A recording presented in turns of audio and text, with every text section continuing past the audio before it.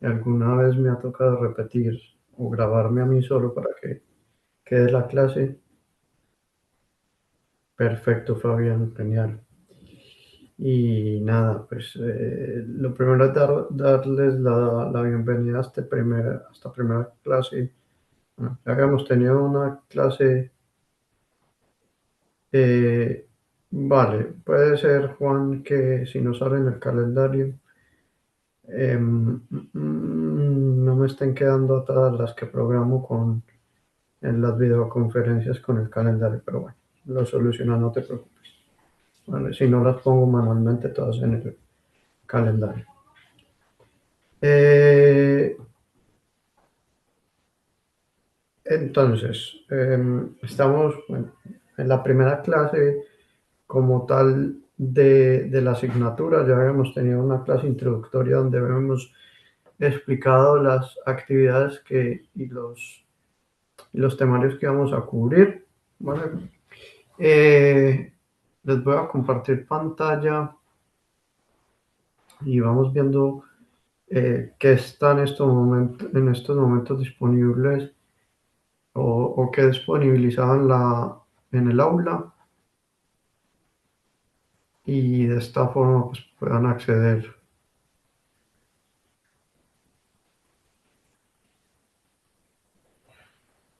puedan ver todo lo que hay en el curso, ¿vale? Entonces, lo primero es, bueno, esta parte ya la saben de información, la bienvenida ya la tenéis vista donde podéis ver, digamos, de cuándo a cuándo van las clases y mis datos. Bueno, en fin, esto ya, la guía de asignatura ya la he presentado junto a la guía docente. Así que esto paso de puntitas por aquí. La parte de videoconferencia, si no lo está, si ahora no está apareciendo en el calendario las clases, pues a través de videoconferencias van a poder acceder sin problemas. Y aquí en contenidos de la asignatura eh, tienen varias carpetas. De momento hay habilitado recursos de aprendizaje donde tienen el manual de la asignatura. Vamos a echarle un vistazo a lo que es el manual de la asignatura.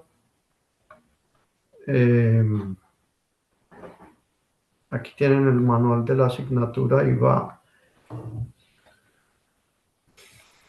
desde lo que vamos a empezar a ver en esta clase, que son las metodologías, que esto lo voy a dar rápido porque nos vamos a dedicar, bueno, siempre vamos a hacer uso de un flujo, una metodología, flujo de trabajo que se conoce como CRISP-DM, que viene de la explotación o la minería de datos, pero bueno, que al final sirve para crear un modelo predictivo. Las diferentes partes de esos pasos, el modelado, digamos, ya cuando se llega a desplegar un modelo y evaluarlo.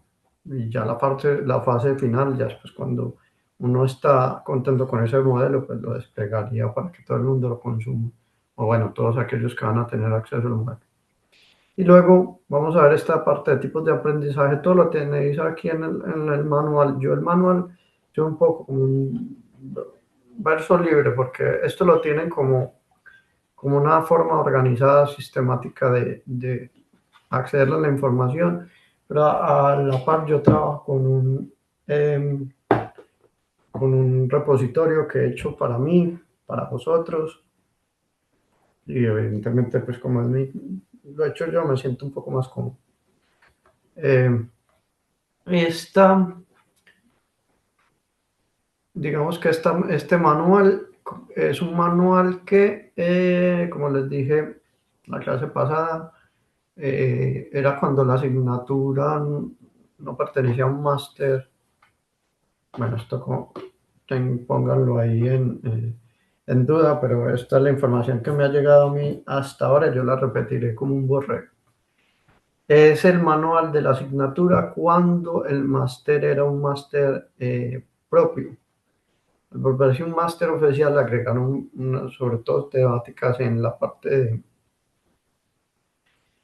de extracción de características. Y acá esa parte de extracción de características, que es, por ejemplo, en el tratamiento de imágenes, no está. Esa parte la veremos aparte mediante otro material que va a ser una presentación que tendrán disponibles en breve. Bueno, entonces aquí tienen todo el contenido de la asignatura, exceptuando esa parte de extracción de características en imágenes. Bueno, entonces, aquí hay luego dos videos de la asignatura que voy a ya mismo a pasar. Ay, aquí no me deja. Voy a pasar a la parte de videos de la asignatura. Luego os hablaré porque estos dos videos, y vamos a ponerlos acá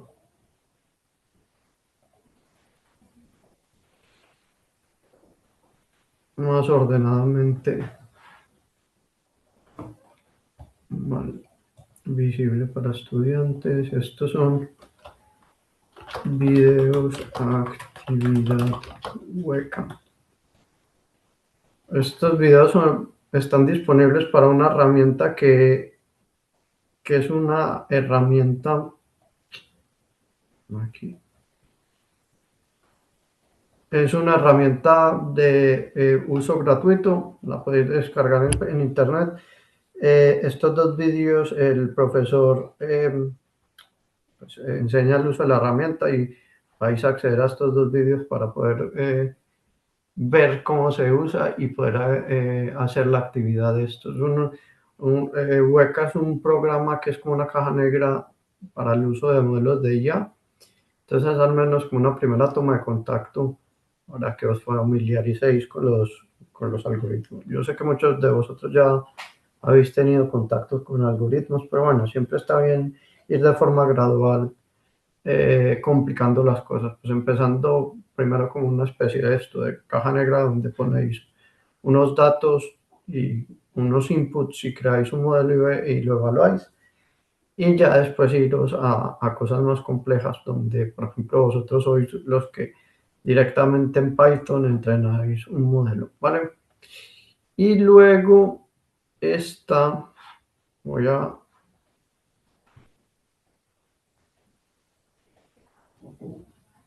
no sé por qué no me está quedando esto dentro de esto.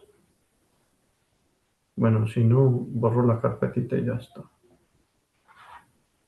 Luego esto, eliminar. Y luego tenéis dos vídeos que es la ética en la inteligencia artificial y ética en la revolución digital. Estos dos vídeos lo vais a usar para el debate en foros que ya está habilitado. ¿Ok?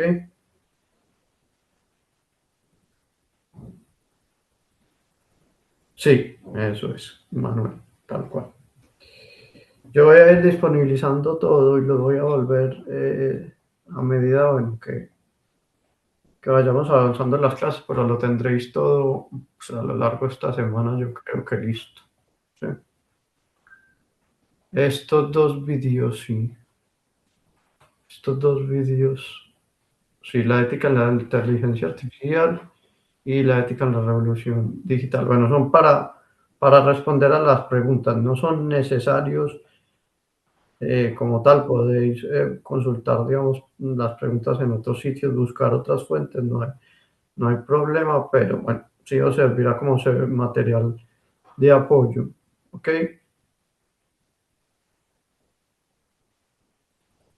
Ahora sí. Entonces aquí está editar.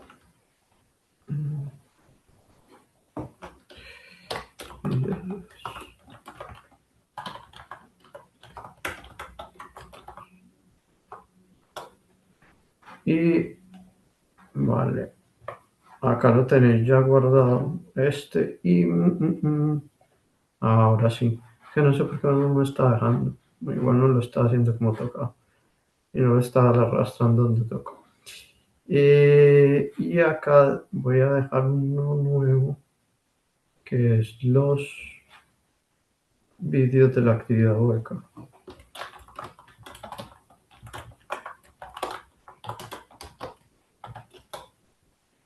Y de una vez que quede visible, ¿verdad?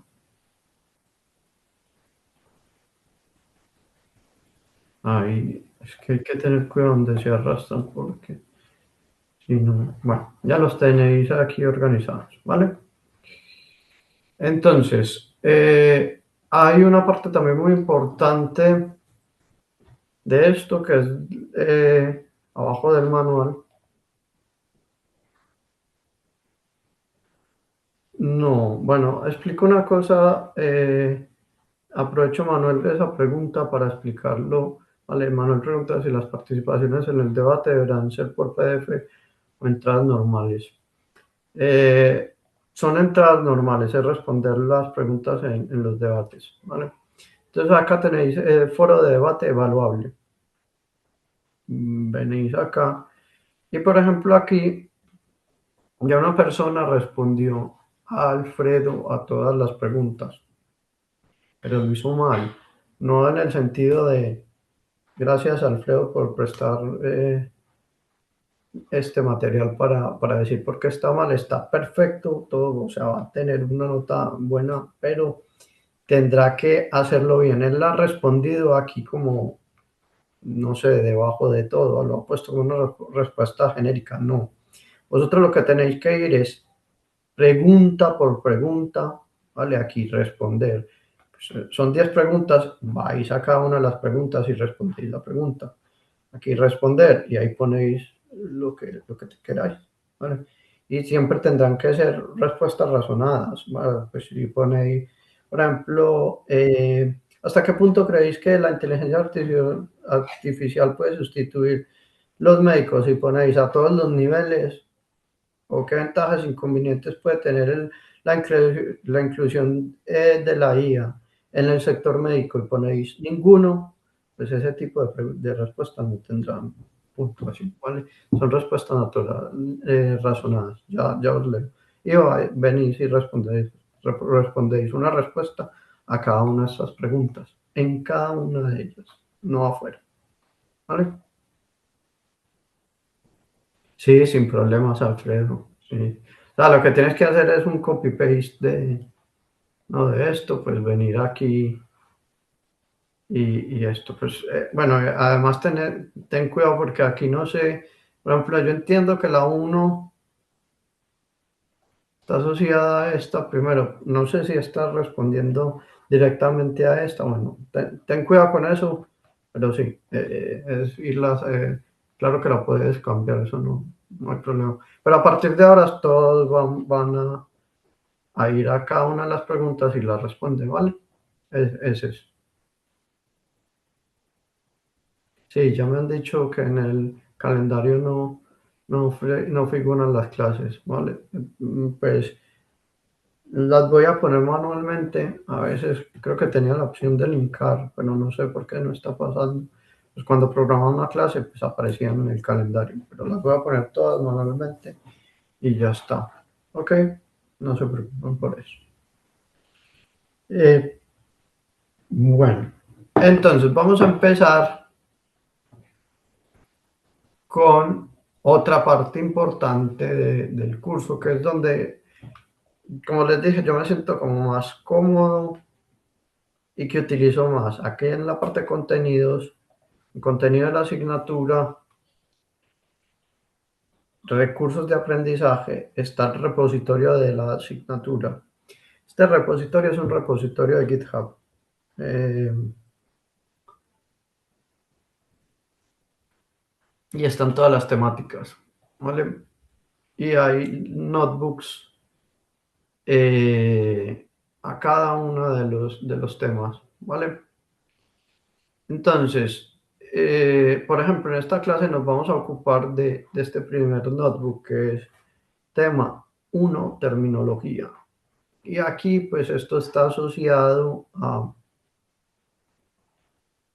una parte del manual de la asignatura. Entonces, el manual de la asignatura es, como dije, es la parte donde está ordenado todo. Esto también está ordenado, pero son aparte de esto.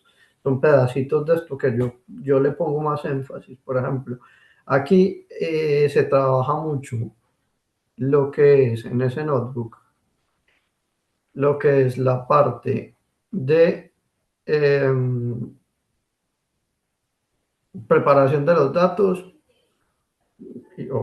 porque es un poco de entender cómo van los datos y tipos de aprendizajes, bueno, estructura de datos en sí también está, y esta parte de limpieza la tengo en otro notebook.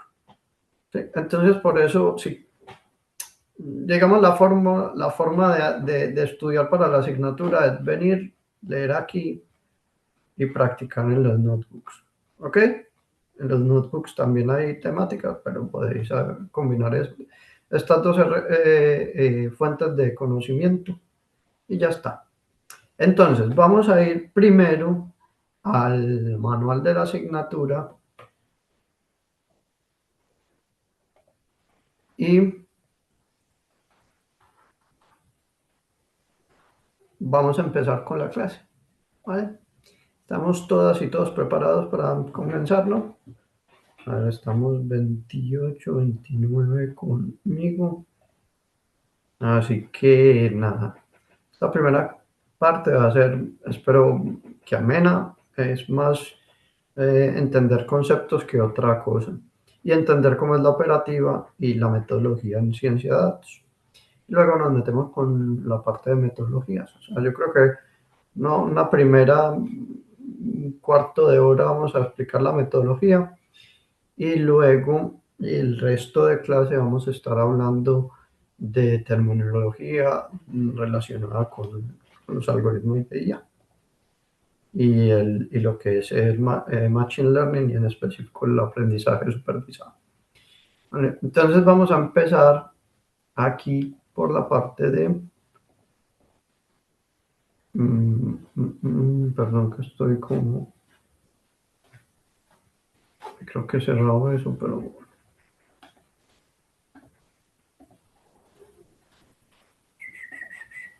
A ver... Aquí no está. Aquí, perdón. Ok. Voy entonces a acudir aquí.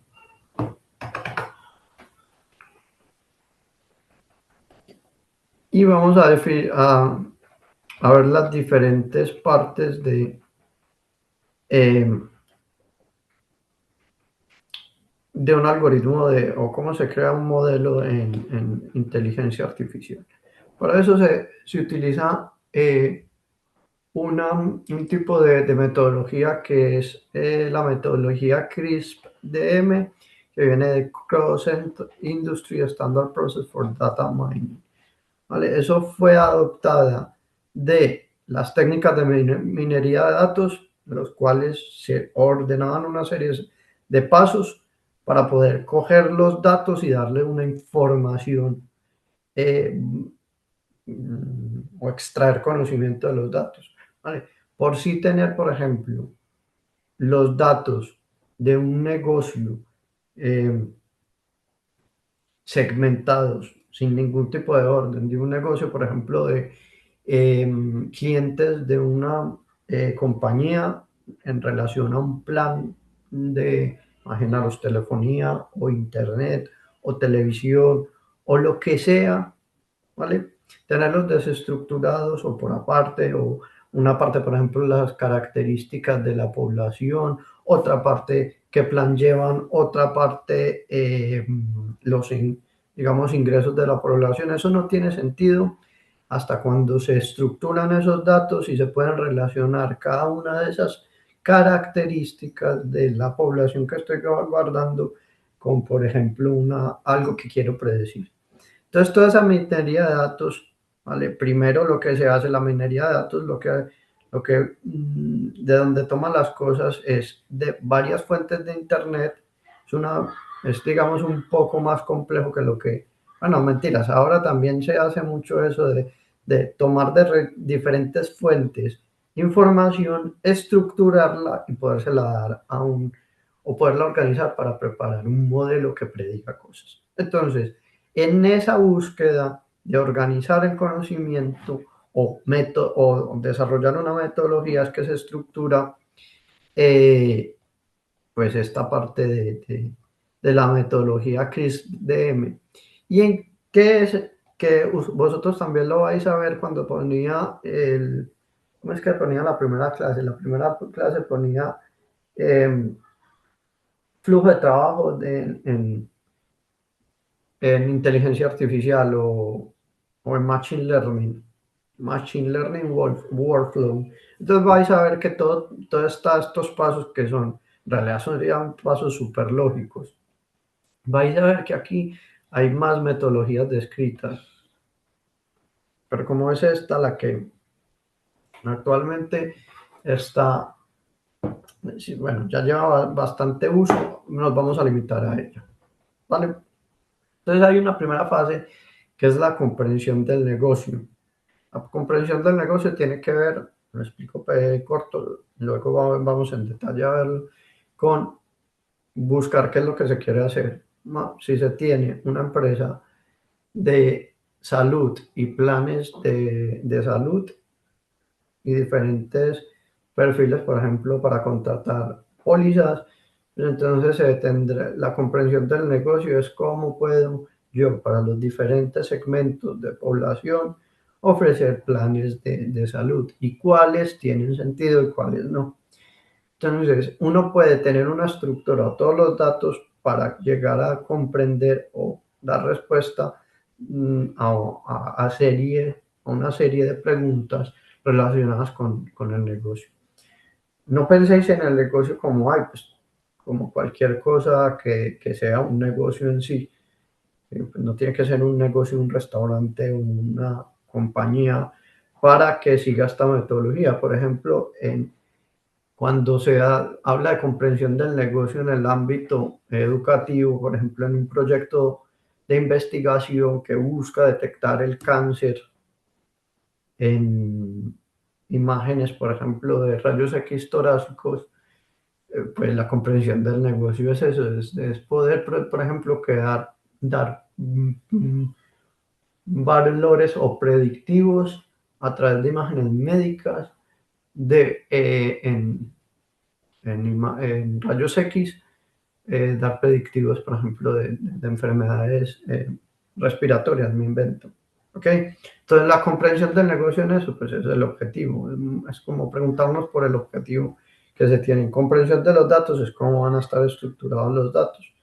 Preparación de los datos es, ok, o bueno, más comprensión sería hablar de las fuentes y esas fuentes cómo pueden ser de diversas. Luego, de la diversidad de los datos vendrá una preparación de los datos. No todos los algoritmos van a aceptar datos de cualquier forma. Entonces hay que prepararlos para que un algoritmo lo pueda leer. ¿Vale? Después ya vendrá como una parte de, ok, he preparado los datos modelo, cojo un algoritmo de inteligencia artificial y lo entreno. Y luego vendrá una fase de evaluación de ese modelo para ver qué tan bien se está desempeñando y si todo va bien, pues lo despliego. Entonces estas son como las partes de una metodología CRISP-DM. ¿Vale? Entonces lo veréis, por ejemplo, como Machine Learning Life Cycle, que no me salía la palabra, Life, o ciclo de vida de un algoritmo de Machine Learning. ¿Vale? Entonces tenéis, por ejemplo, Internet. Esta es una de las imágenes que tengo por ahí en uno de los notebooks. ¿Vale? Mirad, por ejemplo, esta que está como con cosas explicadas dentro. Vamos a ver si se ve porque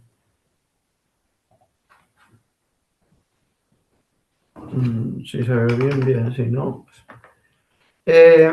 Entonces, veis, por ejemplo, que, bueno, aquí pueden variar algunos nombres, pero más o menos siguen la misma línea de lo que es la metodología CRISP-DM. Primero es la comprensión del negocio. Entonces, lo que os decía en esta primera parte es como hacernos preguntas de qué problema es el que se quiere atacar. Y todos los problemas que se quieren atacar en ciencia de datos son poder predecir cosas. Así no nos vamos a salir de ahí. Lo que pasa es que esto se amplía, por ejemplo, a otras zonas. Por ejemplo, no sé si han trabajado con temas de BI o de Business Intelligence. Ahí también se quieren dar respuestas, pero a grosso modo. Entonces, pues se puede iniciar con una base de entendimiento del negocio para dar respuestas a, pues, entender comportamientos macro de los datos. ¿Cuál es la parte diferencial con un algoritmo de inteligencia artificial? Es que se quiere, siempre que se utiliza un algoritmo de inteligencia artificial es porque se quiere predecir, poder predecir sobre unos datos nuevos. Entonces, esa comprensión del negocio va a llevar a predecir pues, segmentos poblacionales, tipos de enfermedades, clasificaciones de texto, razonamientos, bueno, en fin, un sinnúmero de cosas que dependerán con la naturaleza de los datos y el tipo de uso que se quieran dar. Después viene una parte de minería de datos que estábamos hablando en el documento está puesto como comprensión de los datos, ¿vale? Pero siempre vais a ver que escoger los datos, juntarlos, ver de las diferentes fuentes, ¿vale? Y esas fuentes, como os decía, pueden generar una diversidad de datos, por ejemplo, y de diferentes tipos. Podéis tener datos que vengan de un foro, podéis tener datos que vengan de una tabla Excel, podéis tener datos que vengan de, bueno, foros, Excel, me voy a inventar otro, que vengan de una base de datos SQL. Entonces podéis tener muchos tipos de datos que vayan a confluir en la creación de un modelo. Entonces tenéis que ordenarlos para que lo podáis presentar a un modelo. Entonces, yo creo que habéis visto por ahí pandas, ¿no? Sí, CSVs, que es lo mismo que doy algún Excel, le estoy encerrando CSVs también, o cómo es, o todos los CSVs o los separados por comas, separados por tabuladores, no dejan de ser tablas, ¿vale? Sí. Entonces habéis visto todos, ¿no? Lo que es pandas. ¿Cuál es el elemento principal de pandas?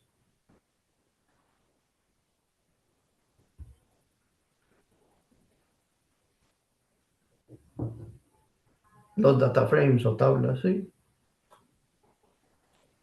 Si vamos a pasar por pandas, tendremos que coger esos datos que vienen de diferentes fuentes y de alguna forma convertirlos en tablas, ¿vale? Entonces eso es importante a la hora de coger un algoritmo de este tipo en la parte de data cleaning o limpieza de datos, que acá está puesto como preparación de datos.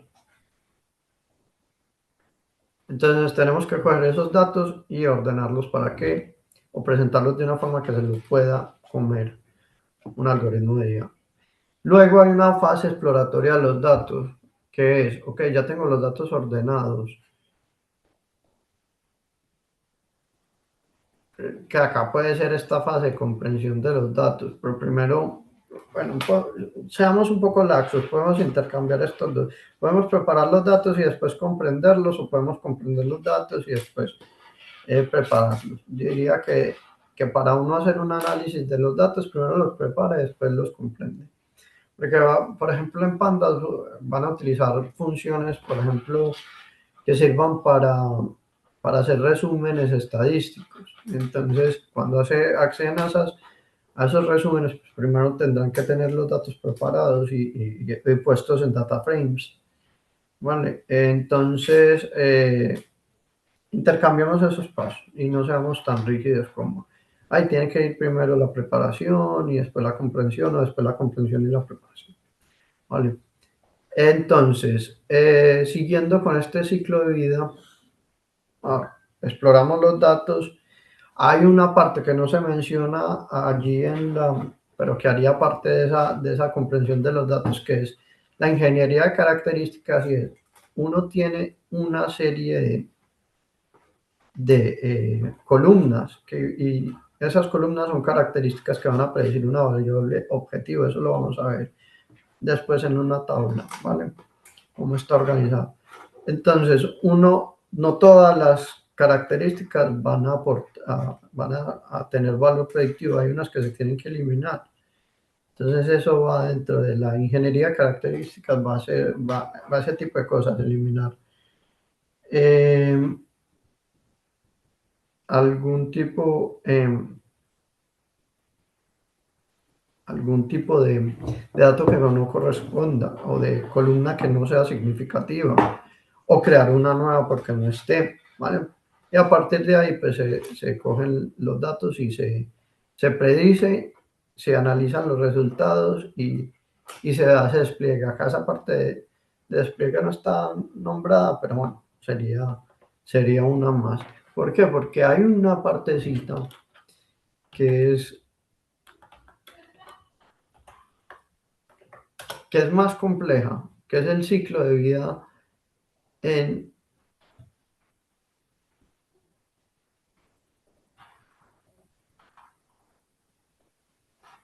en MLOps o esto se conoce como, bueno, la traducción sería un poco rara porque es aprendizaje de máquinas operacional. Pero bueno, este MLOps es lo que tiene que ver con, vosotros habéis visto el concepto de DevOps, ¿no? Esto sí, ¿no? ¿Alguno de vosotros ha programado, digamos, con esta filosofía de trabajo? Sí, no, podéis decirme lo que queráis. No, vale. Entonces, la explico muy rápido. Tampoco se trata de marear mucho. Aquí se juntan dos tipos de perfiles para hacer un programa. Esto es netamente programación. Entonces, es un perfil de desarrollador o de developer y un perfil operacional o de testeo, de visualización. Una persona que coge el código, lo desarrolla y otra, bueno, lo desarrolla y lo vuelve disponible y otra que lo usa y lo prueba. No tiene, la parte operacional puede venir implícita también los clientes, pero no necesariamente. Dentro de la empresa hay una parte operacional que se dedica a testear código, ¿vale? A hacer QA. Eso suena, más o menos. ¿Sí? Bueno,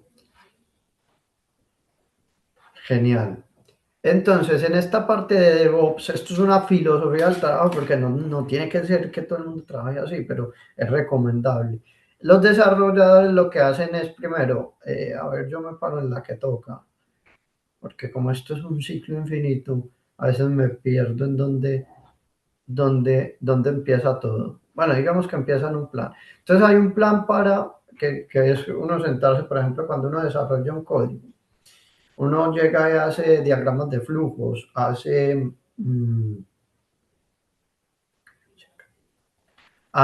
por ejemplo, una prueba de escritorio, analiza la diferente arquitectura de qué va a contener mi código.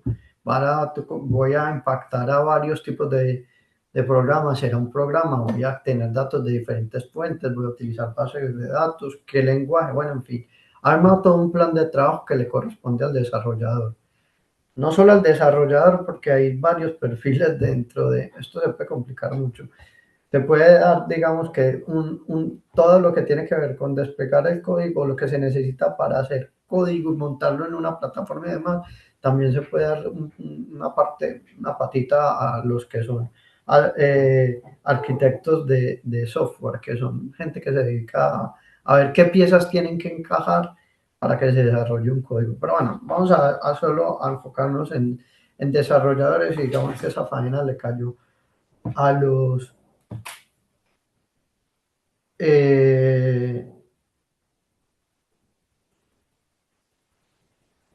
un segundo que me está escribiendo.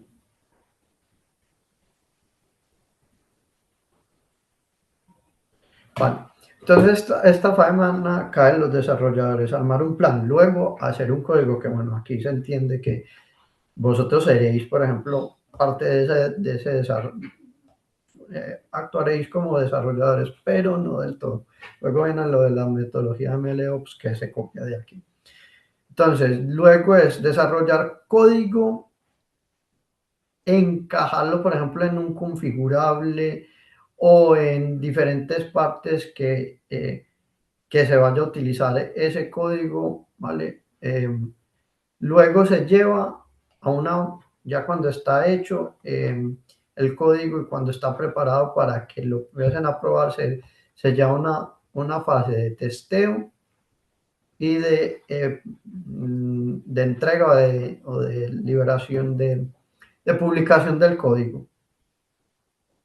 Entonces, en esta parte de publicación, digamos que todo esto lo hace el desarrollador y en la parte operacional sigue el desarrollador, por ejemplo, bueno, hay unas personas especializadas que no son desarrolladores en coger y disponibilizar el código, y ya hay una parte operacional que lo utiliza, lo evalúa y se monitoriza, pues, dónde da fallos el código, si está haciendo lo que se quería que hiciera, si está generando algún tipo de errores, y esto es un ciclo de vida infinito porque se retroalimenta de cuando se usa el código, se generan cosas que luego el desarrollador tendrá que corregir.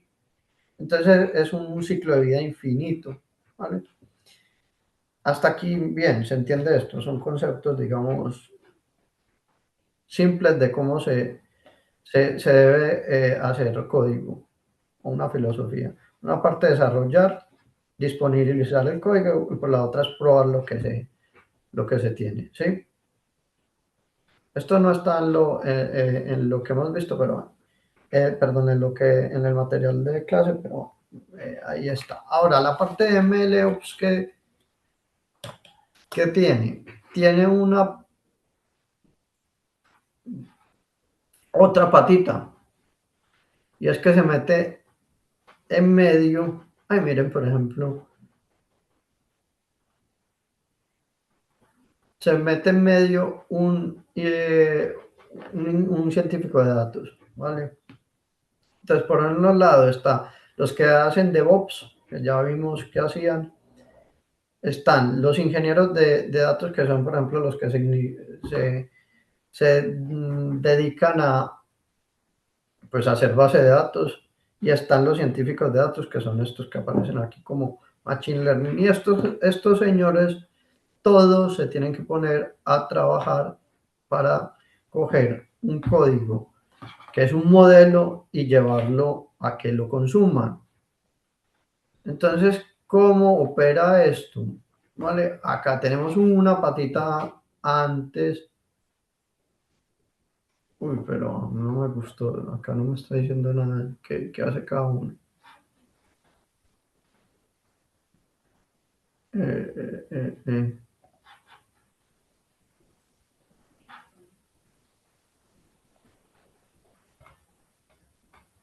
Bueno, entonces vamos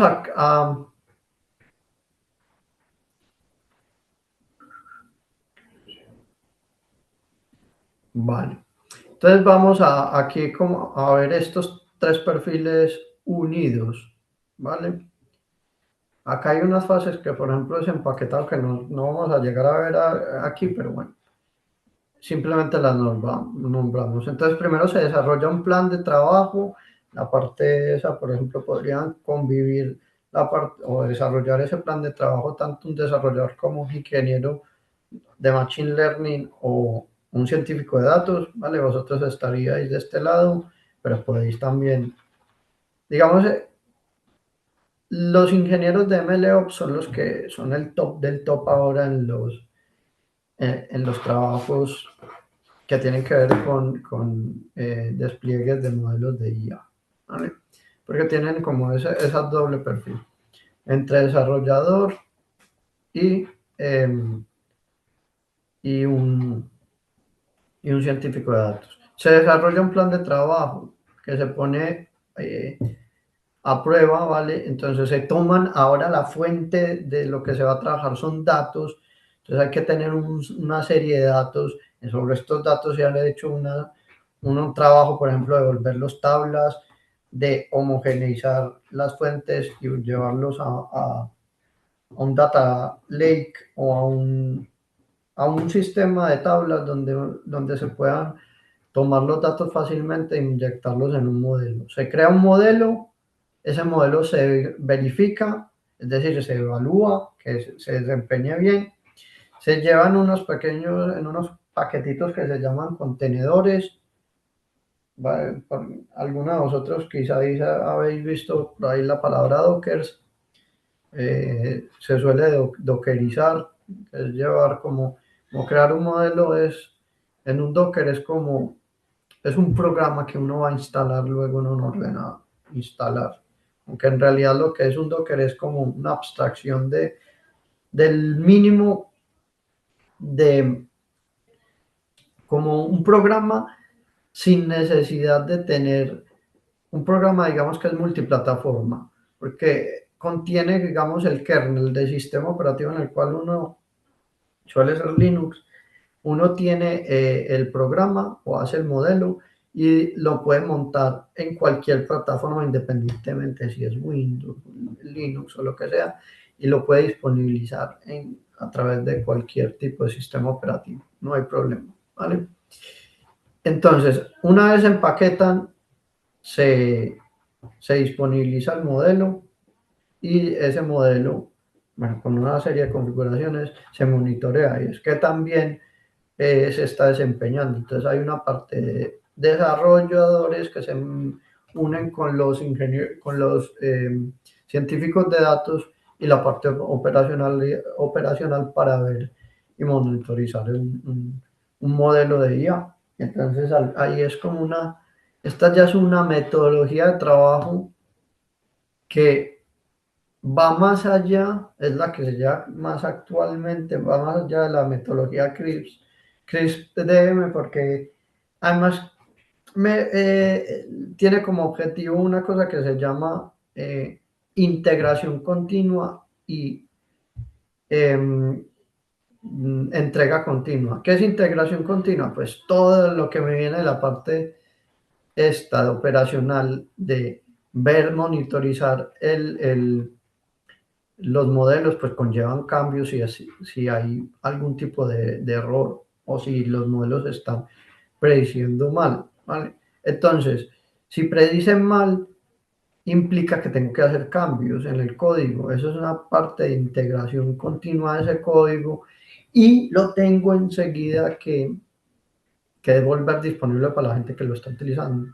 Entonces, eso se hace en un ciclo que es automático, una cosa que se llaman pipelines.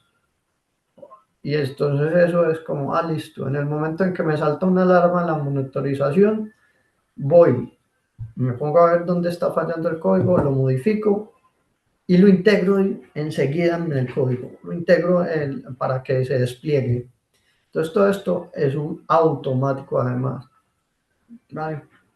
Que tiene que ver con esto que se llama acá Continuous Integration, Continuous Development. Eso es las filosofías de trabajos actuales de la mayoría de empresas que intentan ser ordenadas, ¿vale? ¿Alguna pregunta hasta aquí, chicos, chicas?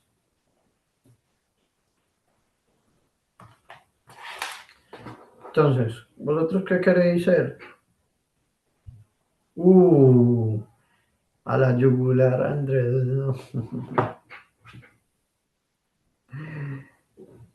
Uf, me encantaría, Andrés, poderlo hacer. Vamos a ver el tiempo.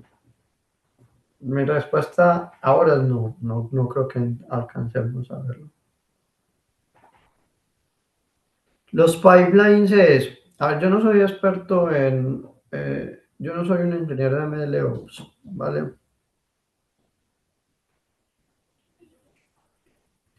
Claro, MLflow, también está Airflow.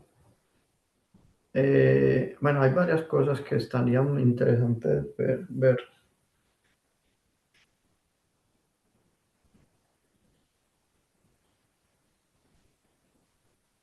Código se ejecuta bajo ciertas condiciones. Bueno, y si hay derivas, por ejemplo, el código, si empieza a fallar las métricas, por ejemplo, lo que se hace sobre todo a ver, espérenme, me ordeno.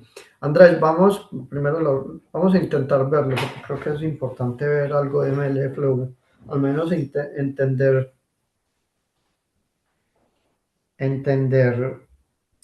el funcionamiento, ¿sí? Ojalá. Mm, voy a intentar hacerlo mucho, pero no prometo nada. Vale, Andrés. Me parece muy interesante eso. Ahora, los pipelines que son exactamente, ¿vale? Los pipelines pues son conexiones de tuberías entre una al lado de la otra. No,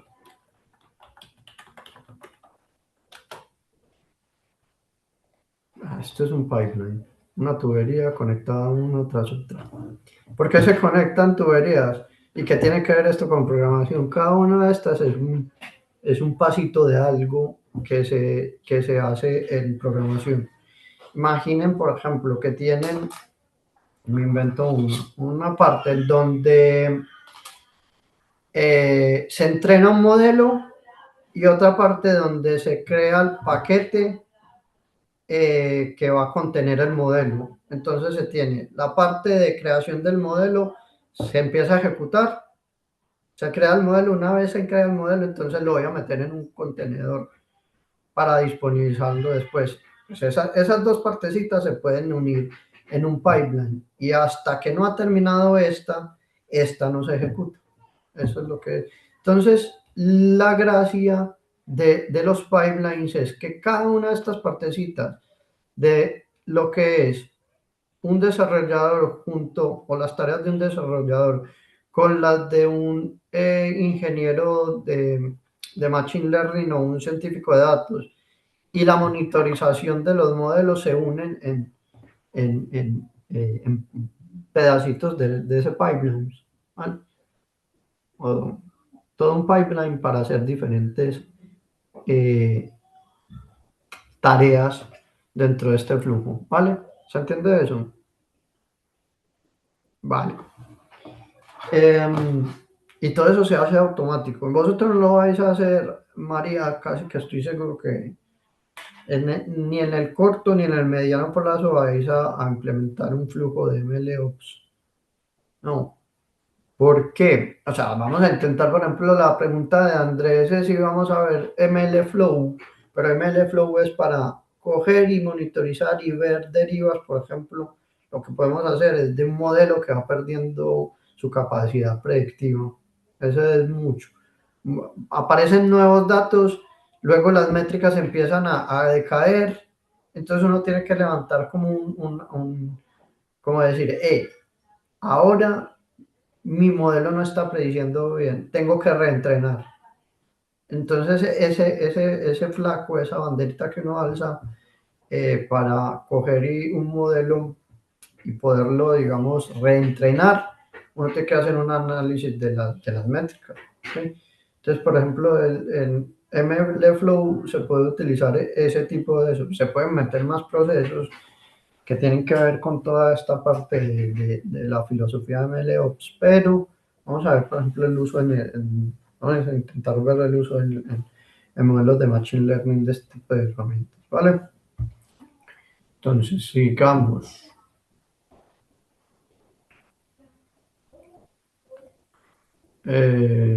Voy a cerrar todo esto.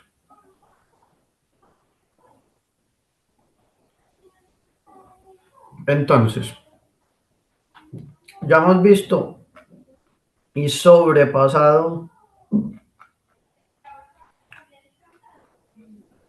digamos, esta parte de la metodología, tenéis unos tipos de, más o menos, ya lo he hablado esto de roles en ciencia de datos, ¿vale? Esto, nuevamente, lo que hemos visto sobrepasa lo que hay aquí y bueno, cada una de las partes que es en específico, que ya hemos hablado de ellas, cada una de las partes de esa metodología que es DM.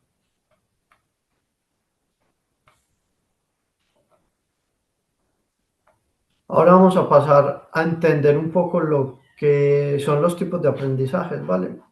Y ya meternos más en materia de lo que tiene que ver con esta asignatura, ¿vale? Sí, pipelines es un concepto transversal. Sí, por ejemplo, en Pandas, no sé si habéis hecho algún tipo de pipeline, pero por ejemplo, todos los objetos de transformación de datos eh, son susceptibles a un pipeline. Por ejemplo, uno en un modelo tiene que coger y normalizar los datos y luego entrenar un modelo. Entonces uno puede hacer un pipeline que sea normalizar datos primero y luego entrenar modelo. Entonces, claro, si solo se le mete a la forma, a la parte de tratar los datos, pues se está hablando de data pipeline. Pero si coge todo el proceso, pues es un pipeline de todo el proceso y ya está. Dependiendo de la parte en la que esté trabajando. O las ETLs en sí, que no he hablado mucho de ellas, ¿no? Las ETLs, que no las ETTs. Las ETLs, ¿sabéis lo que es, no? ¿Os han hablado algo de ellas?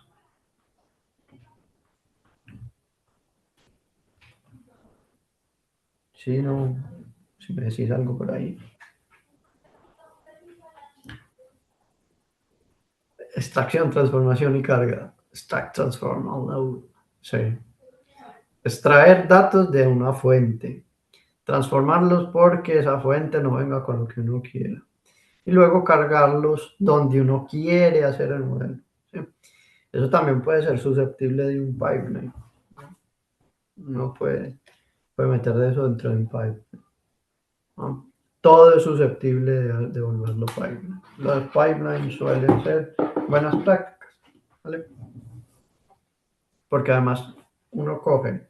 Es como cuando está haciendo uno el plan de tratar unos datos para volverlos un modelo. Uno llega y piensa cada uno de los pasos que va a seguir y luego eso los une. El pipeline es como tener un sistema para unir las cosas. Es como coser este pedacito con este pedacito con este pedacito. Y si uno fracciona bien, pues entonces lo que va a tener es que luego depurar es más fácil.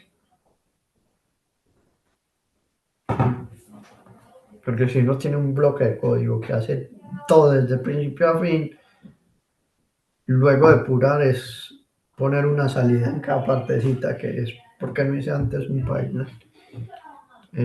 Bueno, esto todo de los pipelines es como el dicho este de divides y vencerás. No, si divido voy a entender mejor las cosas. Esa es la filosofía de todo esto. Bueno, no me enrollo más y voy a ir a lo que es el GitHub. Vamos a empezar con el primer notebook que vamos a ver. Es este notebook que está aquí como tema uno terminología.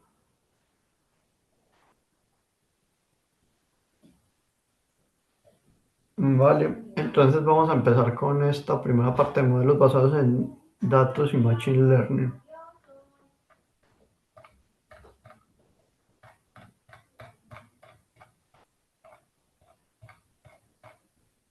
Ok, entonces, antes de hablar de los tipos de datos, vamos a entender primero conceptualmente qué es lo que hace un modelo, cuál es la finalidad de un modelo de machine learning, ¿vale?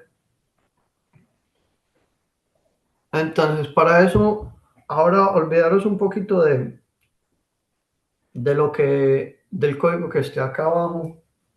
Yo lo comentaré, pero lo que quiero es más que todo transmitiros el concepto que está detrás de un algoritmo de Machine Learning.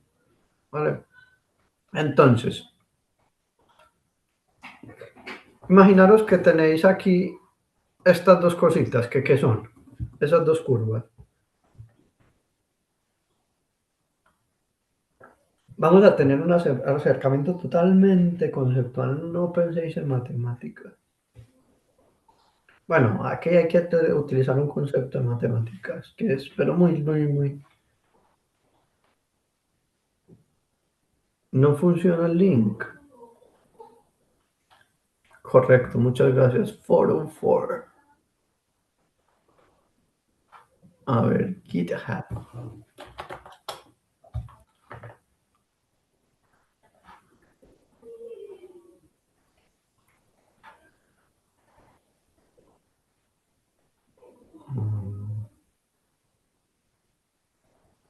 Vamos a ver si esto se me deja.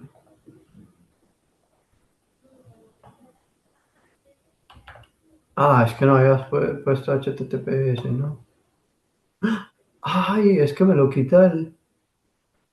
¿Y cómo has hecho para que te aparezca Laura con HTTPS?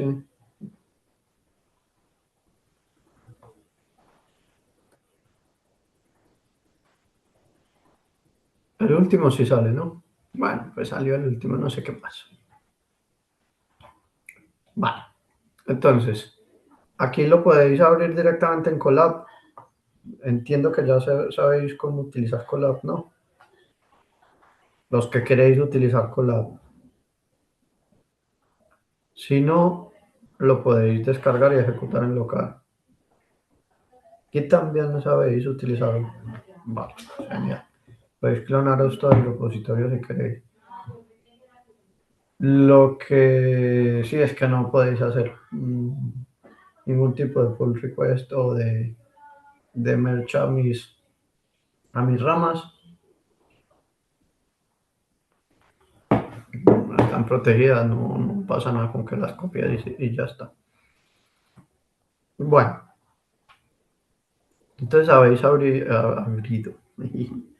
abierto esto, ¿no? ¿Qué son estas dos curvas que veis aquí?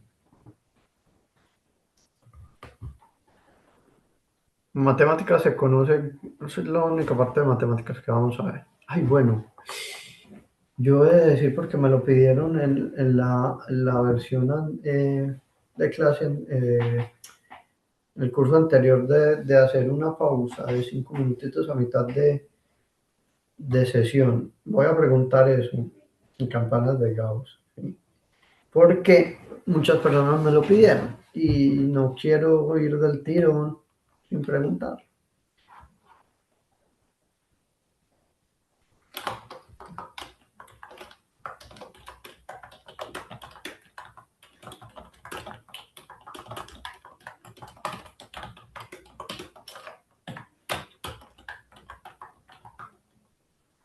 Bueno, que esto se me olvidaba preguntar.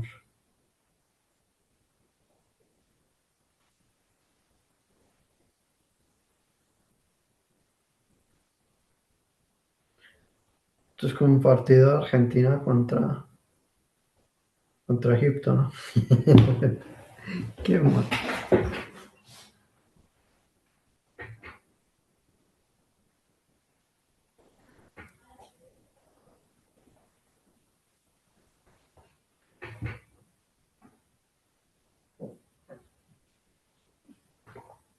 Uy, ahora estamos en tablas totales, sin respuesta 9, sí 9 y no 9. Ah, bueno. Hay muchas dudas, ¿eh? Bueno, mientras pensáis ahí, mientras termináis de votar, sí, continúo con la clase. ¿Vale? Entonces, estos son funciones de distribuciones de un suceso. ¿Vale? Por ejemplo, un suceso que en esta parte está la probabilidad lo vais a leer así. En esta parte está lo que se repite. Entonces, por ejemplo, imaginaros que tenéis el número 10. Pues aquí es el que más se repite, una probabilidad de 0,2, ¿no? Y, y este es la curva azul, pues sería otra curva, otra función de distribución de probabilidades. Este tenéis para un evento y este para otro evento. ¿Qué significa esto? Estáis clasificando dos conjuntos de datos, ¿vale? De dos eventos, por ejemplo, cáncer o células cancerígenas versus no cancerígenas. O población que compra teléfonos Huawei contra población que compra teléfonos iPhone. Me estoy inventando dos categorías. O personas que les gusta el Barça, personas que no les gusta el Barça. No me voy a meter con esos campos tan políticos. Es broma. Pueden ser distribuciones de dos sucesos, los que sean, que se quieren luego hacer un modelo. ¿Qué es un modelo? En este caso, escoger, por ejemplo, y poder trazar una frontera que nos ayuda a decidir entre qué es una cosa y qué es otra. Por ejemplo, aquí, imaginaros, queremos establecer un modelo que distinga la clase roja de la clase azul. Pues esto, imaginaroslo en una sola dimensión. Tenemos estos valores y solo con estos valores, una característica sola, por ejemplo, el tamaño de una célula. Imaginaros de aquí, desde 0 hasta 15, las distribuciones son de células muy, casi que sin cáncer, no cancerígenas. Desde 15 en adelante, con cáncer, o vamos a ser más finos. Si, por ejemplo, conociéramos las funciones de distribución tal como las tenemos aquí, en la intersección podríamos trazar una frontera de decisión. Imaginaros en el radio de una, o la longitud de una célula, el diámetro de una célula. Entre más grande la célula, más tendencia tiene a ser cancerígena, ¿vale? Este es una célula de radio muy grande, la azul, es por ponerle visualmente algo para podernos hacer con esto que estoy explicando. Entonces, en color azul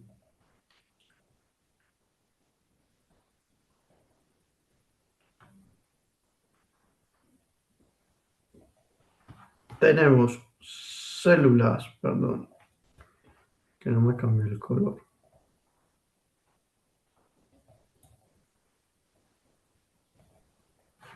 Tenemos células con diámetros muy grandes.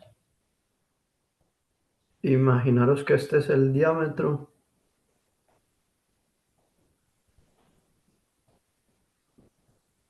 ¿Vale? Y aquí en la parte izquierda tenemos células con diámetros más pequeños.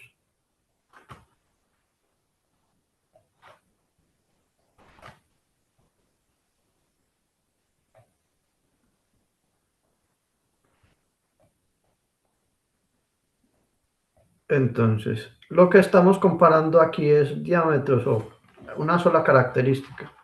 ¿Vale? El diámetro de la célula para clasificar si es cancerígeno o no cancerígeno. ¿Vale?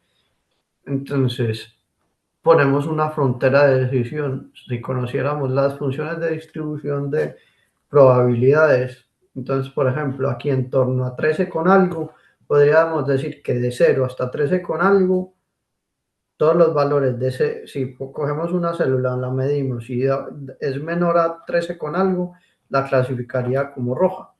Si es mayor a 13 con algo, pues la clasificaría como azul.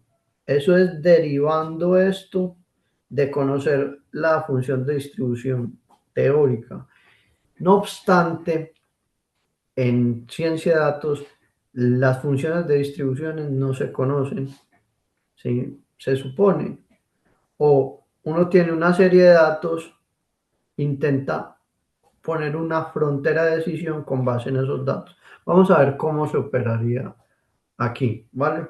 Entonces, si tenemos, vuelvo y repito, si tenemos funciones de distribuciones teóricas, se podrían construir fronteras de decisiones para coger y separar dos grupos y clasificar. Ese es el objetivo, poder construir una frontera de decisión para clasificar o poder, luego vamos a ver porque no es el único caso, crear una línea de tendencia para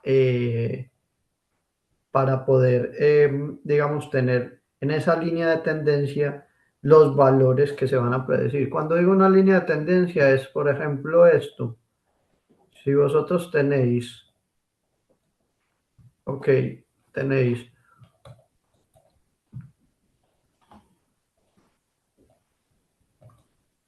dos ejes, ¿vale? Donde uno es,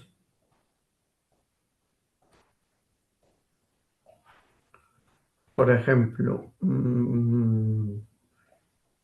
el valor de una casa. Voy a ponerlo como B. Y aquí tenéis el área de la casa, ¿vale? Entonces, el valor sería directamente proporcional al área. Bueno, suele ser. Depende de más factores, por ejemplo, dónde está ubicada la casa y demás. Pero vamos a poner ese ejemplo sencillo. Una línea de tendencia sería esta, una línea que es la que me minimizaría los mínimos, los errores cuadráticos, es decir, las distancias entre los puntos que se tienen y la predicción. Los puntos son estos, la predicción es la línea. Entonces tenemos dos tipos de problemas, o clasificar que es crear una frontera que separe, o eh, hallar líneas de tendencia, que es lo que intentan es englobar todos los valores en una línea de tendencia, una curva. Puede ser también una curva, no tiene que ser una línea recta. Esos dos tipos de problemas son los que se van a abordar en ciencia de datos y van a ser dependientes totalmente, digamos, las fronteras de decisiones y las líneas de tendencia de los datos. No se conocen las distribuciones de los datos en sí, sino los puntos como tal. Se pueden inferir las distribuciones, sí, pero no se conocen. La teórica no se sabe cuál es. ¿Vale? El sondeo, como ya las tres personas que no han respondido, no voy a esperar. Vamos a mostrar, no, mentira. Dio que sí, ¿vale? Entonces vamos a iniciar ahora, 5 minutitos, descansamos hasta la y 20, se queda instaurado lo del descanso. Vale, Alfredo, sí. El caso izquierdo es una clasificación y el caso derecho es una regresión lineal. ¿Sí? Pero lo que quiero decir a grosso modo es que lo que se va a hacer con los algoritmos de aprendizaje supervisado es o clasificar o hallar líneas o curvas de tendencias, ¿vale? Es lo que se va a abordar. Vamos a descansar 5 minutitos y volvemos a las y 20.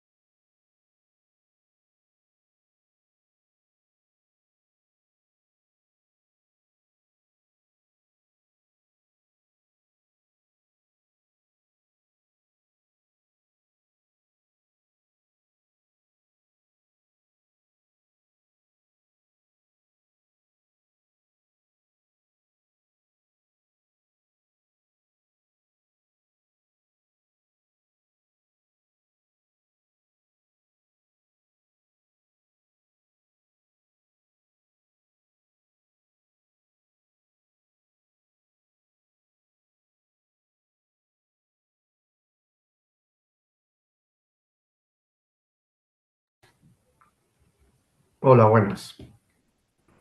Bueno, entonces vamos a retomar lo que veníamos dando, ¿vale? Entonces, lo que preguntaba al final, esta parte corresponde a un problema de clasificación y está en general un problema de regresión, ¿vale? Y esos son los dos grandes tópicos que vamos a trabajar en esta asignatura. Continuamos entonces con esto. Entonces, el caso ideal sería conocer estas fronteras de decisión y poderlas, perdón, estas funciones de distribución para poder trazar una frontera de decisión. Por ejemplo, aquí tendría un valor exacto para discernir entre el grupo rojo y el grupo azul, que puede ser cualquiera de las cosas que os mencionado, que os podéis imaginar. Detectar células no cancerígenas, diferenciarlas de las cancerígenas. Acá se sugiere un punto óptimo para separar esas dos fronteras, perdón, estos dos grupos. Y evidentemente se cometería un error, que son estas colas de las distribuciones. Entonces, esta parte de la cola roja, perdón, azul, se clasificaría como roja y esta parte de la cola roja se clasificaría como azul. Y se podrían conocer los errores si se conocieran a priori, pues antes, se podría conocer si se conocieran las funciones de distribución. ¿Por qué? Porque, por ejemplo, el error derivado de esta función de distribución, la roja, ¿vale? Si toda la curva, si digamos la suma pesada de todo esto, la integral bajo la curva es 1, porque recordad que la suma de probabilidades de toda la distribución de probabilidades tiene que estar normalizada, o sea, no, la probabilidad de que ocurra un evento para todos los eventos posibles es 1. Eso es lo que quiere decir, digamos, la suma de probabilidades. Entonces, si vosotros a toda el área le restáis,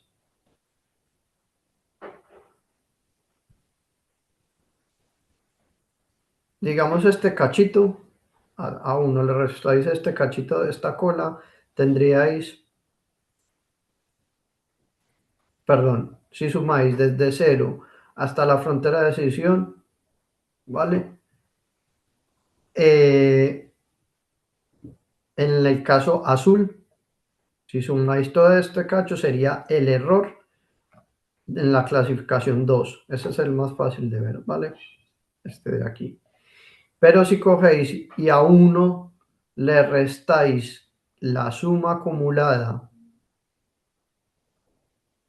desde 0 hasta la frontera de decisión, ¿vale? Que es lo que tenemos aquí. Hacia vosotros, para quedaros con este cachito de aquí, cogéis 1, vale toda la integral, el área bajo la curva, y le tenéis que restar la suma acumulada desde 0 hasta la frontera de decisión, o sea, la parte en blanco, para quedaros con este cachito. Este cachito de aquí es el error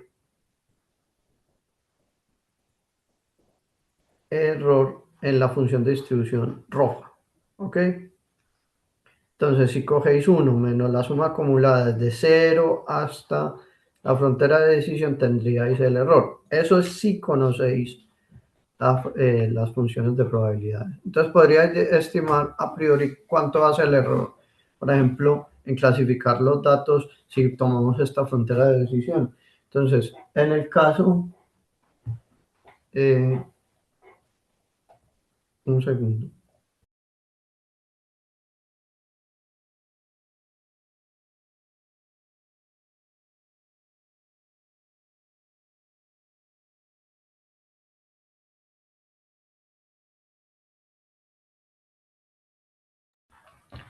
Entonces, Continuando con esto, estos son casos hipotéticos. ¿Qué pasa en la vida real? Es lo que vamos a ver a continuación. Lo que pasa en la vida real es que tenemos un conjunto de datos sobre, por ejemplo, esto es considerando una sola característica. Por ejemplo, el tamaño de la célula. Entonces tenéis una distribución a lo largo del eje de la característica. Entonces veis, por ejemplo, que aquí pues tenéis como una especie de cúmulo, esto lo voy a hacer visual nuevamente, como de cúmulo de rojos aquí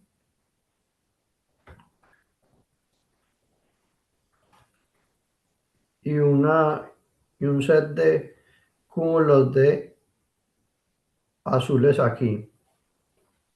Y tenéis que, a partir de los datos,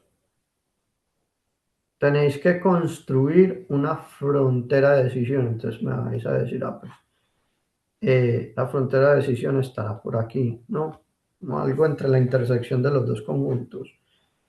Pues sí, eso es lo que pasa. Y lo que hace los algoritmos es utilizar reglas para entender dónde están los cúmulos. Este cúmulo uno dónde se encuentra más, este cúmulo 2 dónde se encuentra más y poder trazar una frontera entre ellos en el caso de clasificación. Vale, pues por ejemplo aquí podríais derivar o pensar en una función de distribución, más o menos aquí está la zona donde más datos hay y acá a los extremos cae, pues la función de distribución sería algo como así, ¿no? Y hacia aquí cae. Y esta sería, por ejemplo, esta estaría súper sesgada, porque sería, la azul sería como algo así. Uy, no. O sea, tienen muchos datos en esta zona, pocos datos en las esquinas. Bueno, en fin. Entonces, esto es si conociéramos las fronteras de eh, las funciones de distribución, pero no se conoce. Son datos en sí, lo que se hace es, a partir de los datos, se traza una frontera de decisión tal que se minimice el error. Por ejemplo, este punto aquí, a izquierda de esta frontera de decisión negra, este punto azul va a ser clasificado como rojo, y este punto, aquí hay un punto rojo que está encubierto, ¿vale? Sería clasificado como azul.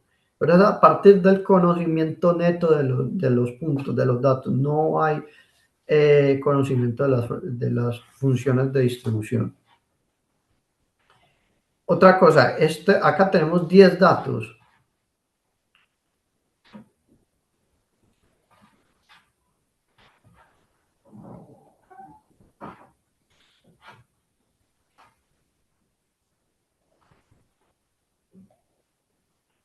Acá en este caso tenemos 10 datos. Cada vez que corráis esto van a aparecer diferentes, vienen de una misma distribución, porque acá se están suponiendo las distribuciones, pero el algoritmo no que se utilice para crear la frontera de decisión no lo hace.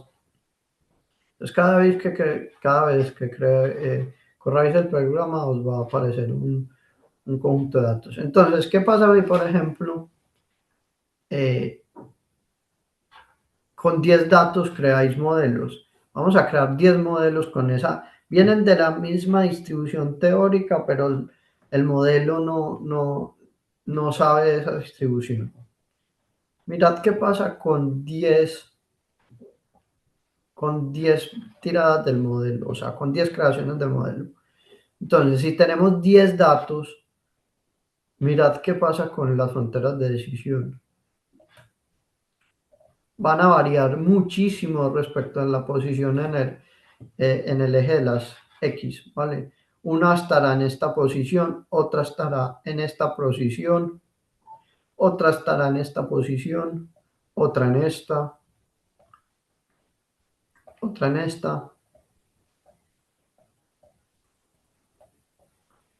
¿Y de qué depende esto? De que baile tanto en el eje de las X, en la frontera de decisión. Depende de que los datos que se tienen son muy pocos. O sea, estadísticamente estos datos representarán, son una población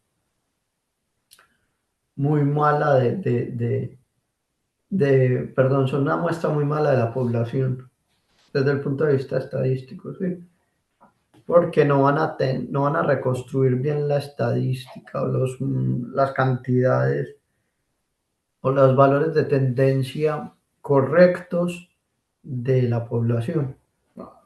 La diferencia entre muestra y población la tenéis más o menos clara, ¿no? Si no, luego la vamos a ver. Sí, no, más o menos.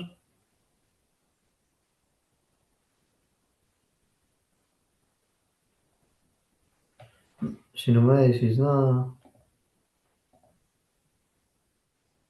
Sí.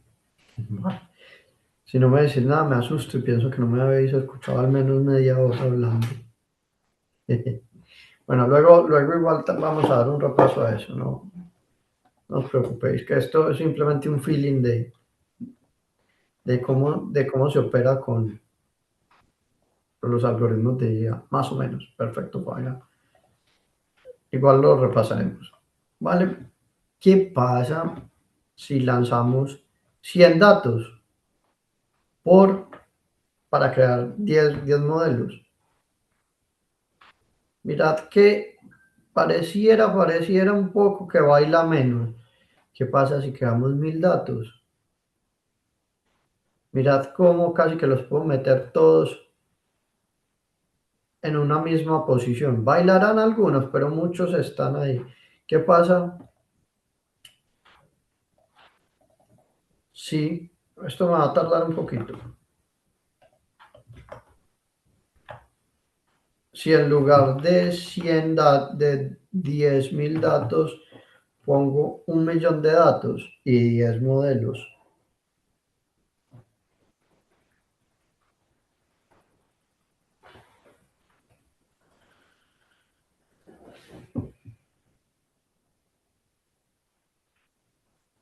A ver, démosle un segundito mientras reacciona.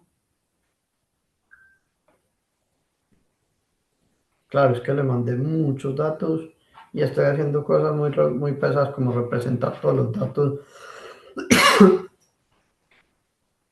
en línea. Bueno, en fin.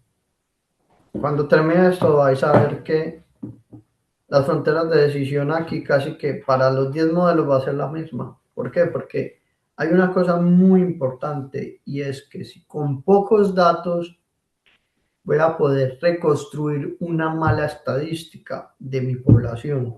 ¿Sí? Por ejemplo, el ejemplo típico de elecciones, por ejemplo, que han pasado recientemente de donde soy yo. Eh, si uno coge, por ejemplo, va a hacer una encuesta y se va al barrio más rico mm, de Colombia y le pregunta a la población del barrio más rico de Colombia, o a las personas del barrio más rico de Colombia, ¿por quién van a votar? Probablemente les van a decir por el candidato que salió ahora. Entonces, si uno infiere que a partir de esos datos, que la probabilidad más grande, si todos le dijeron que van a votar por el candidato que salió actualmente, entonces uno tendría una encuesta que dice, no, el candidato actual tiene una probabilidad del 100% de ganar, lo cual está sesgado. ¿Por qué? Porque corresponde a una muestra sesgada de la población, es decir, con ciertas características, todas comunes, como ser ricos, ¿vale? Y entonces inferir eso de la población total, que es todo el país, es erróneo. ¿Vale? Entonces eso pasa aquí con esto, cuando uno tiene poblaciones muy pequeñas, ¿vale? Dependiendo de la población va a tener una respuesta a otra y van a ser muy variadas una respecto a otra. Cuando digo muy variadas es esto, ¿vale? Cambia mucho, depende mucho de la población que estoy tomando, o sea, de la muestra que estoy tomando. Cada una de estas es una muestra, ¿vale? Entonces van variando mucho, demasiado. ¿Por qué? Porque me estoy yendo a preguntar, pues al barrio más rico de Colombia, ¿dónde van a votar? Al barrio más pobre, al barrio clase media. Entonces me estoy yendo a sitios muy concretos y eso sería una población, una muestra por cada uno de estos modelos. Cosa diferente, así me voy yo y digo, ok, voy a preguntar en todos los barrios. O sea, voy a tener una muestra poblacional muy grande. Mirad qué es lo que pasa con la frontera de decisión. Es la misma para todos. Entonces, ¿qué pasa? Que a medida que tengo más datos, a medida que mi muestra se parece más a la población, voy a obtener fronteras de decisiones que cambian menos entre modelos, ¿vale? ¿Se entiende eso, chicos, chicas?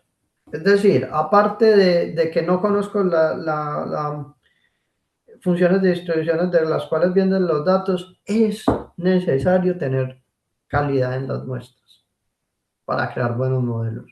¿Sí? Yo creo que gráficamente se ve al menos. No, no estamos yéndonos a nociones muy complejas de estadística. Voy a apagar la cámara acá para ver si que no haya ningún tipo de o minimizar los retrasos, ¿vale?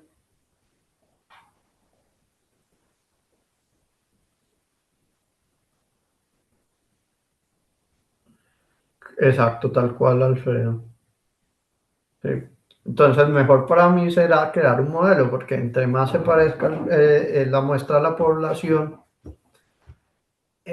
más me aseguro que las tendencias las esté captando y las características de la población las esté captando en la muestra. Si no, problemas como el que teníamos arriba, que baila mucho entre predicciones. Vale, continuamos. Esto es en una sola dimensión. ¿Qué pasa en dos dimensiones? Pues se tienen, perdón, voy a correr esto, olvidaros de, estos son librerías que son de uno de los libros que tenéis en la bibliografía, ¿vale? Entonces, por ejemplo, aquí tenéis dos muestras con dos características, ¿vale? Alto, ancho, y se pueden crear modelos lineales que separen una población de otra. Por ejemplo, esta línea recta separa lo de arriba de lo de abajo, lo rojo de lo azul. O pueden ser modelos más complejos como los bosques aleatorios, que va al detalle si se les deja, si no se les poda y no es un chiste, se conoce así como técnicas de podado y pre-pruning, post-pruning, prepodado, postpodado, no se deja evolucionar tanto el modelo. Si se deja evolucionar mucho, pues va y capta demasiado bien la muestra con la que se está entrenando el modelo. O hay máquinas de soportes vectoriales, por ejemplo, estas son árboles de decisiones o bosques aleatorios, que es coger varios, estos son métodos de ensamble, que es coger un modelo y hacer varios modelos y ponerlos a votar entre sí.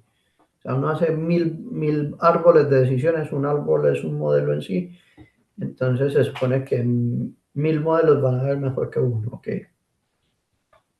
Esto es un modelo de máquinas de soporte vectorial y esta sería la frontera de decisión. Todo lo que se está transmitiendo aquí es que cuando se tiene modelos 2D, o sea, con dos características, las fronteras de decisiones ya pasan a ser curvas o en general o líneas rectas. Por ejemplo, uno puede separar con un modelo lineal, este sería un modelo lineal para separar estas dos categorías y este sería un modelo no lineal. Lo mismo que este sería un modelo no lineal. Entonces se siguen calculando estas fronteras de decisión a partir de los datos y entre mejor sea la calidad de los datos, mejor va a ser la frontera de decisión. Vale, vámonos a una parte ya de cómo vamos a llamar y qué es lo que nos compete a nosotros estudiar en aprendizaje supervisado, que es un poco lo que habíamos visto la clase pasada también. Vale. Entonces nosotros aquí partimos en aprendizaje supervisado, partimos de datos con etiquetas. Las etiquetas aquí vendrían siendo los colores o las clases. O también cuando estamos hablando del problema de regresiones, las etiquetas están en los valores.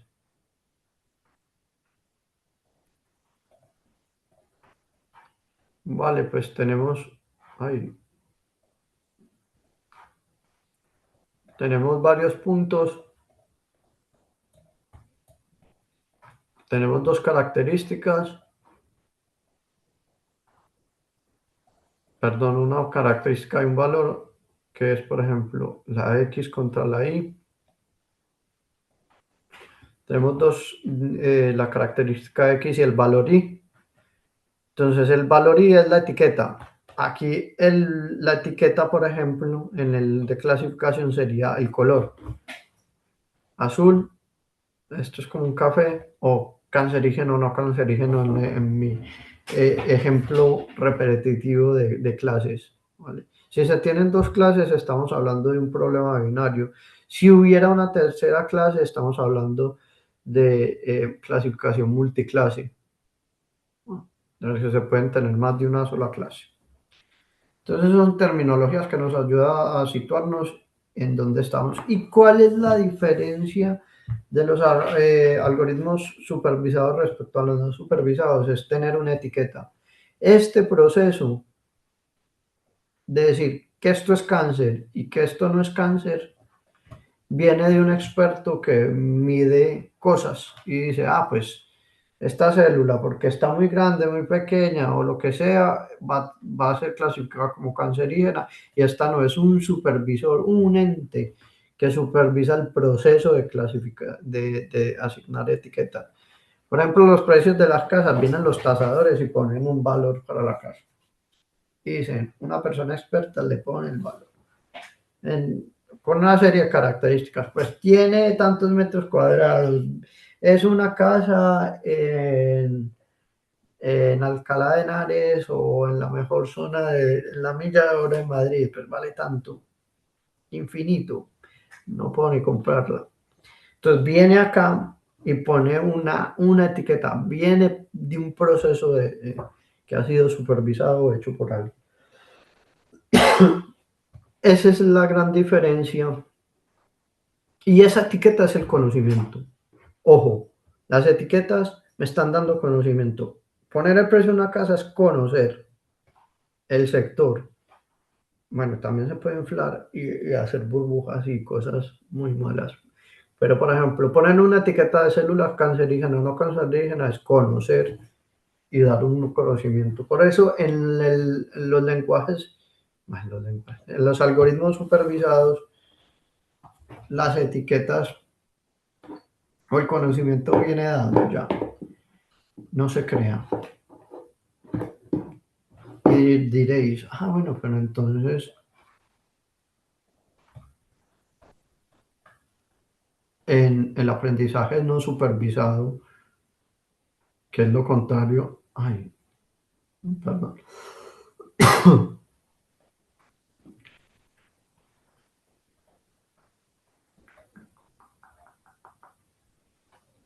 que es lo contrario al no supervisado, ¿vale?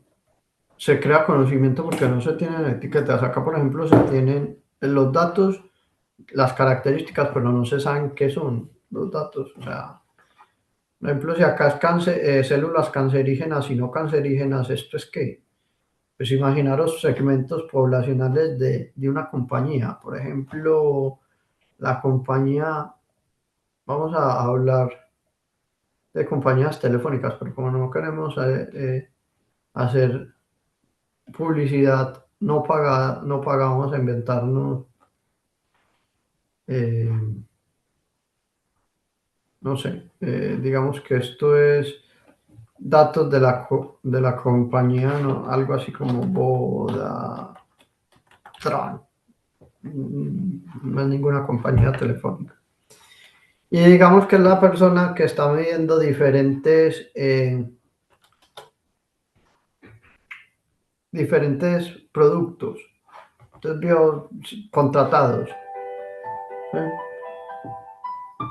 Tiene diferentes productos. La compañía vio en todo su base de datos de usuarios y pues se da cuenta que tiene, vamos a cambiar aquí los productos contratados. Vamos a poner en, uy, ¿por qué no me cambió esto?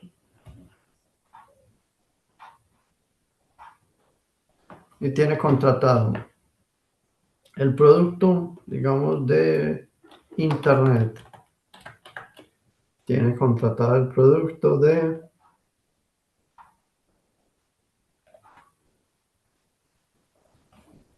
telefonía. Telefonía. Va con tilde. Tiene el producto de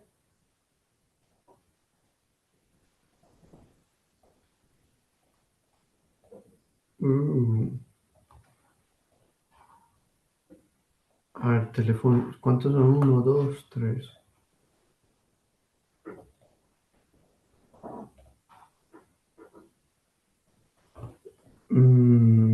¿Qué más hay? Telefonía, internet. Ya me quedé sin idea. Soy fatal en esto. Digamos Televisión. televisión. Y necesito uno más diferente a datos móviles, telefonía móvil. Bueno, sí, pongamos que esta sea telefonía de toda la vida del teléfono, que ya nadie lo utilizará. Y esto sea telefonía móvil. Ok, telefonía móvil. Y entonces viene un algoritmo y me dice, ojo, que no se, un algoritmo de aprendizaje no supervisado me va a hallar cúmulos de cosas, pero no me va a decir qué es cada cosa. O sea, me va a decir, aquí parece que hay un conocimiento nuevo, pero no me va a decir qué es. Entonces va a venir y dice lo siguiente, este es el cúmulo uno. Ay, ya la cagué porque le puse un color. Ponerle color es ponerle el conocimiento. Me va a decir, aquí hay un cúmulo uno, un clúster uno. Aquí hay un clúster 2.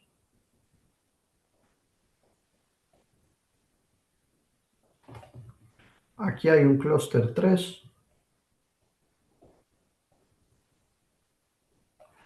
Y aquí hay un clúster 4. Hay 4 clústeres, pero no me va a decir de qué. Acá es donde tiene que venir el experto.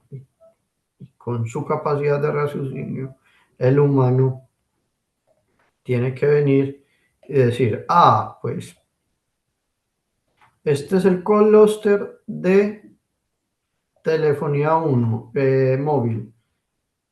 Este sería el clúster de televisión. Este sería el clúster de telefonía normal.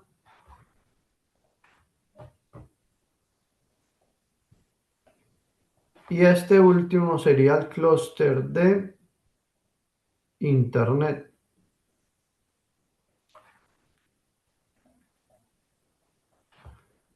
Entonces, en el resumen de lo que son los algoritmos de aprendizaje no supervisado, encuentran clústeres o grupos, pero no asignan una etiqueta con conocimiento. Luego tiene que venir un experto o alguien y asociar esos cúmulos, esas etiquetas a algo que tenga sentido dentro de su planteamiento del problema. ¿Vale? Hasta aquí se entiende, chicos, chicas, la diferencia. Sí, igual con data frames y datasets, tal cual, se toman los datos. Imaginaros que esto fuera, pues que estos datos serían, por ejemplo, cuánto gana la persona versus dónde vive la persona, y en función de eso, pues tiene unos servicios contratados. Pero me estoy inventando cualquier. Estos tienen de telefonía, estos mayoritariamente televisión, bueno, en fin. Adelante, Cristian. ¿Se podría usar primero un algoritmo como este no supervisado para luego etiquetarlos y Sí, usar uno supervisado? sí, sí, se puede. Lo que pasa es que, a ver, esto viene de cómo si usted se esté trabajando en los data, con los datasets, ¿vale? Entonces uno puede estar midiendo, por ejemplo, bueno, y de dónde de dónde viene el conocimiento. Uno puede estar trabajando con, por ejemplo, que esté muy claro modelos que se sepan, o que vengan de modelos teóricos que hablen, por ejemplo, que una célula cancerígena va a tener un radio, un diámetro mucho mayor, pues ya se sabe de eso y se va a poner una etiqueta en función del radio. Entonces ya una persona tiene un modelo teórico y entonces dice, ah, pues esto es cáncer, esto es no cáncer, ¿sí? Pero es porque ya viene previo de un modelo. O imaginaros, por ejemplo, que para medirla o datar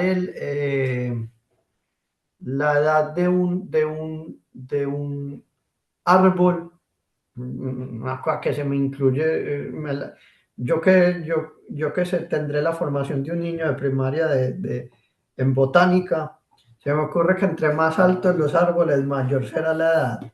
Bueno, entonces ya sé que hay una relación entre edad y altura del árbol. En esos casos, pues depende, si se tiene un modelo, si vienen de algo que ya se tenga previamente etiquetado, o que se sepa que hay una relación directa, pues no, no hay que hacer un modelo, no hay que utilizar un modelo para etiquetar datos. Esto es más como para intentar buscar conocimiento nuevo, ¿sí? Es como, pues madre, no tengo, perdón por las expresiones, a veces las utilizo mucho de donde soy. No sé de dónde viene esto, no tengo ni idea, por ejemplo, cómo datar la edad de un árbol, no, no sé, me pongo a medir de todo, me pongo a medir la base del tronco, la base, me pongo a medir la altura del árbol, me pongo a contar cuántas ramas principales o ramificaciones tiene y hago un pool o un sinnúmero de características intentando dar con ese conjunto de características que sean predictores de la edad del árbol. Entonces, en esos en ese punto es donde quizás, o tipos de árbol también, si queréis ver, diferenciar los eucaliptos de los pinos. Yo creo que ya es muy fácil eso, pero bueno. Se ponen una persona que no tenga ni idea, empieza a hacer un montón de cosas y luego podría utilizar un algoritmo no supervisado para, eh, para hallar esos grupos, ¿sí? Y decir, ya, pues ya encontré mi diferencia, pero normalmente no, no todo tiene que ser así que se utilice esa forma de razonar. Muchas veces vienen los datos de modelos ya, que dan las etiquetas, ¿sí? y, y no pasa nada, ¿vale? Ok, Sí, también se puede, Alfredo, y se pueden volver lógicas muy complejas. Lo que pasa es que, bueno, de hecho, y reglas de lógica difusión se pueden utilizar. Lo que pasa es que eso, al final, esas reglas lógicas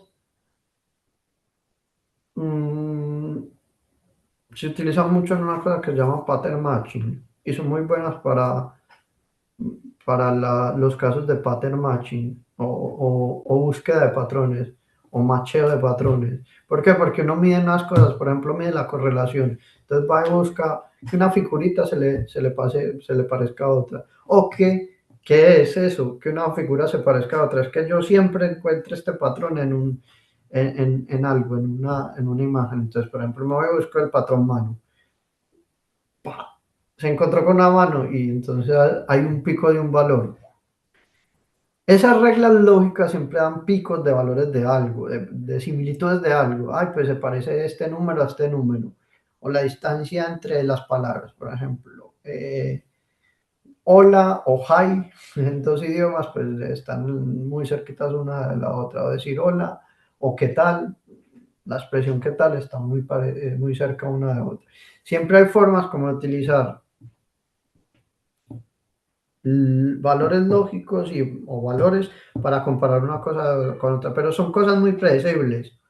Yo puedo medir qué tan parecido es una cosa contra otra. Cuando se vuelven grupos o cuando se vuelven datos que tienen más variabilidad, por ejemplo, cuando yo no soy capaz de ver bien el patrón mano, porque tengo un sistema de cámaras malísimo y tengo que una mano se puede parecer a mi móvil o se puede parecer a una... Cuando esas cosas no son tan repetitivas, tanto las reglas lógicas como el pattern matching fallan. No se puede predecir. Entonces uno tiene que recurrir a muchos datos, a tener mucha variabilidad en los datos y aplicar algoritmos de IA que son capaces de capturar, digamos, patrones más complejos, más difíciles de discernir a través de reglas lógicas o valores, por ejemplo, como la correlación que se utiliza mucho en pattern matching. Entonces ahí se recurre a este tipo de que veo los datos, la variabilidad de los datos y se crean separaciones entre grupos. Esas separaciones o esas tendencias dependen del algoritmo que estemos utilizando. Cada algoritmo utiliza sus técnicas para separar, que vamos a ver. ¿Vale? ¿Tiene sentido eso, Alfredo? ¿Sí? ¿Se entiende? Vale. Claro, es que en pattern matching, por ejemplo, cogería ya la correlación, se busca un patrón y está súper bien definido. Por ejemplo, si vosotros cogéis en un circuito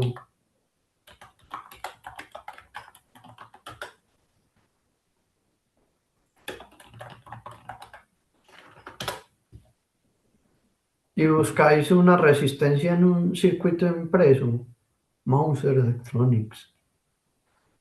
Váyate.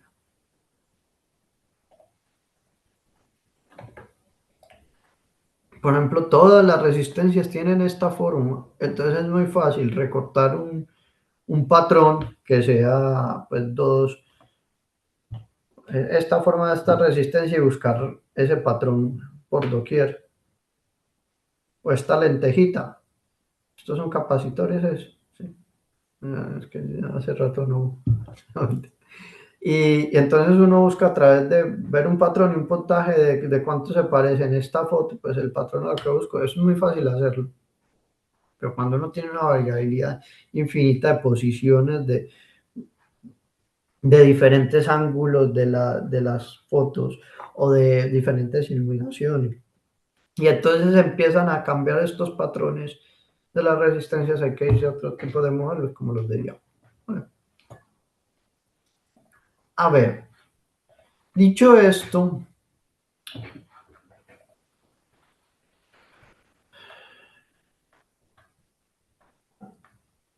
eh, no queda más que decir que hay dos tipos de algoritmos que se trabajan en Machine Learning, ¿vale?